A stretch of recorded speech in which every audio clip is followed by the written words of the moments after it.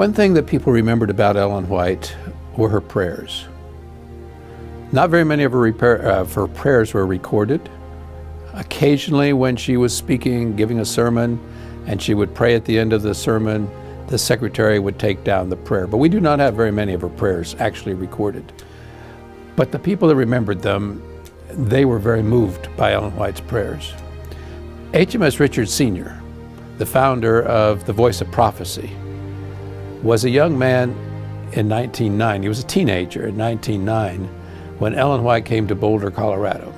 It was her last trip across the United States, and so she stopped at Boulder, and they were having a meeting there. And he would recall that it was in a building he thought it had 8 sides and had an iron roof. I think it was the Chautauqua building, actually, but he doesn't call it that. Anyway, she spoke. And he said that when she spoke, of course, this was without any microphone, so she's having to project her voice. He said that she could project her voice, everyone could hear her, and it began to rain on that iron roof. And you can imagine all the noise when the rain is coming down. He said she went into a real preaching voice and she just talked right above the rain. Well, when she got through, of course, she was quite tired, and her son stepped up to where his mother was still speaking and said, I think maybe you've got a long trip yet. Maybe we should stop now. And she said, no, I want to pray for the people first. Now, Harold was 14 or 15 at the time, Harold Richards. He said he was seated on the front row. He'd come early, wanted to make certain he could hear Ellen White, be close to Ellen White. His father had met Ellen White, and he wanted to listen to her very well, intently.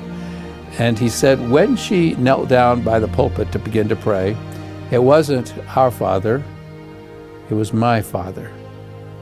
And he said she began to talk as if she were having a conversation with God. He said he'd never heard a prayer like it. He said before long, out in the congregation, you could hear people beginning to weep and cry. She wasn't using any dramatics. She was just talking to God about this congregation.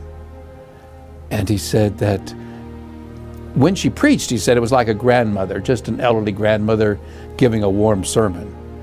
But he said when she prayed, God honored her, and many people's lives were changed during that prayer.